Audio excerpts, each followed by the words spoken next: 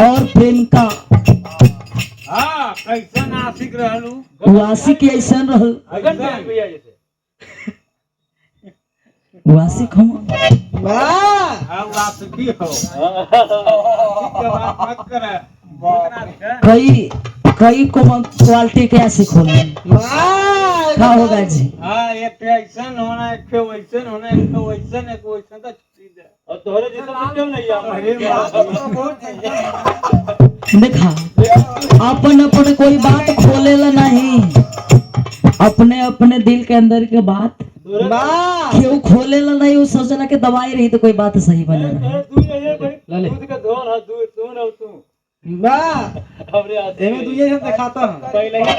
पहली बात के हम तो लोग के कहबे ना गई आशिक और मानसुका एगो हीरो एगो हीरोइन बहुत ज्यादा बेहद प्यार पसंद करत रहो, लेकिन वही प्यार में बड़ा कहीं धोखा हो गई, बीच में धोखा हो गई।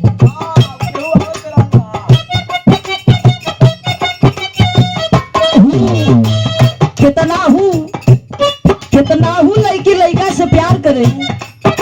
वो लड़का के मन ना रहल के लड़की हमसे प्यार करत बे, वो लड़का हूँ का कहीं और डिमांड चलत रहल, वो लड़कियों को थोड़ा बहुत कहीं और डिमांड चलत रहल। तो कोनो डिमांड प्यार पड़ोसी करने में रह लगा, वो इतना प्यार करे इतना वो प्यार करे जितना छाई करे चलते पिटा जाए, चाहे कोर्ट जाए चाहे मर जाए, माना ले सब लड़के का कहते मैं भैंस पड़वा वाला बात में यही जानता उतना ही प्यार करे जितना लोग ये दुनिया में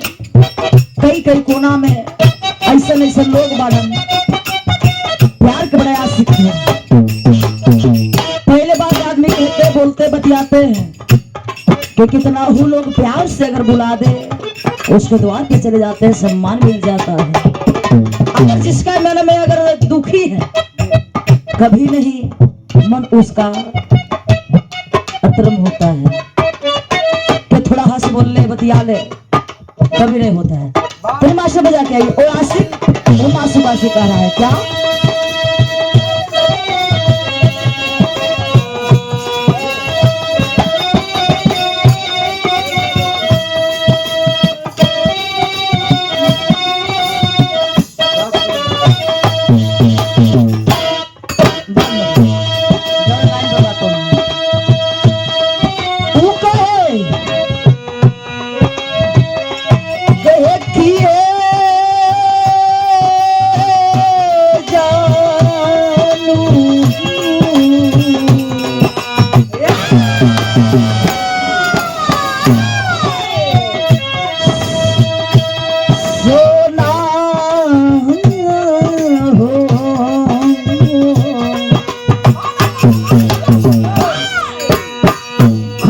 कितना प्यार करेगा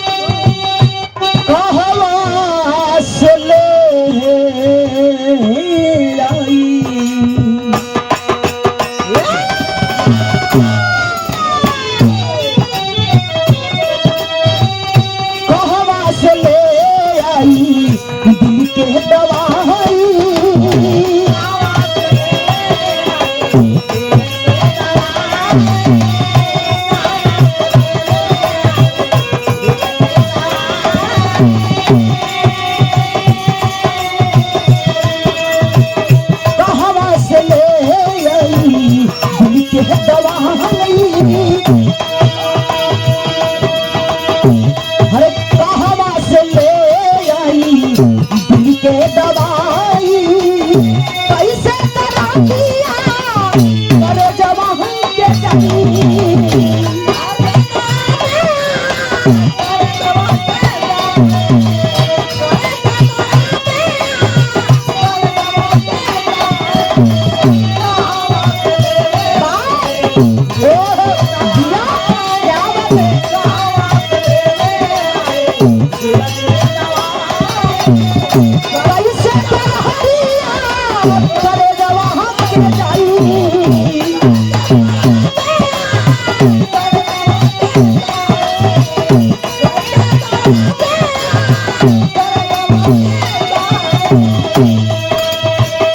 लड़का इतना प्यार में पागल हो लड़की से बा और एक लाइन और कहत बा है कहे थिए सोना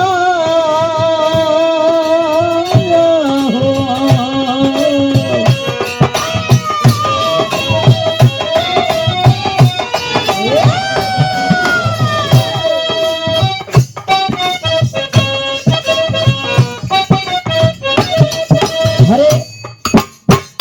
कहवा से ले आई दिल के दवाई कहवा से ले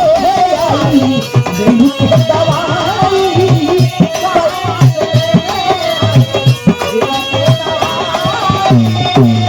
कहवा से ले आई दिल के दवाई ऐसे तरह दिया करे जवान के जानी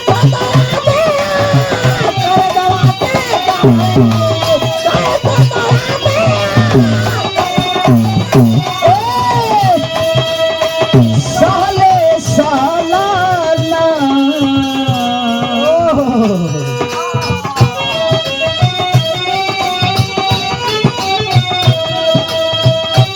साले सालाना हर सनम से जुदाई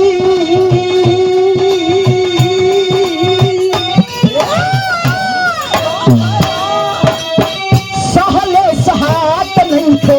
सनम से जुदाई सहले सहात नहीं थे सनम से जुदाई सहले सहात नहीं थे सनम से जुदाई सहले सहात नहीं थे सनम से जुदाई कैसे तना दिया कैसे तना दिया जवान के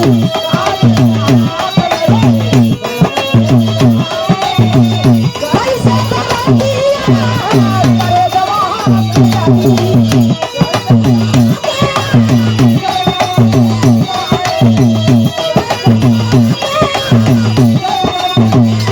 एक लाइन और ही कहे ही ना से अरे वो कले वो काटी नहीं थे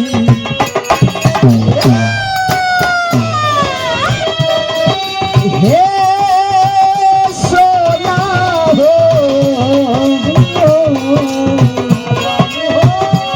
अरे राजा जी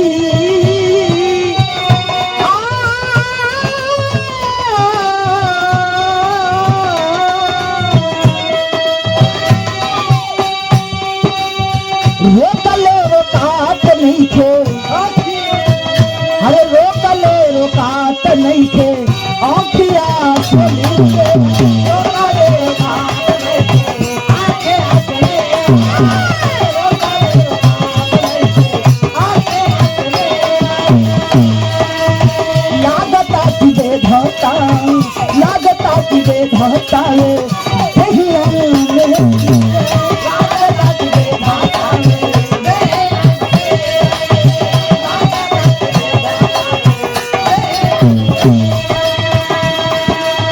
रोकले रोकात नहीं थे आँखिया से लागता की बेधता यही में तीर कहानी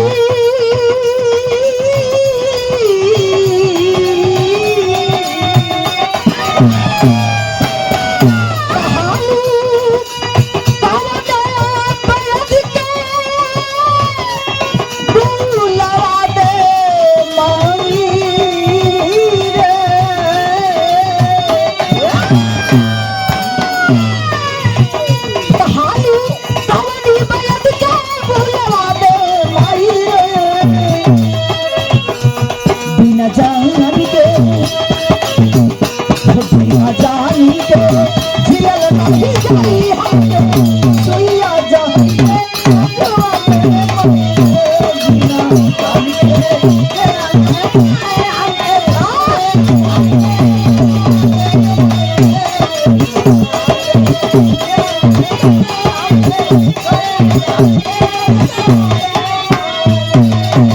का नाम है भैया?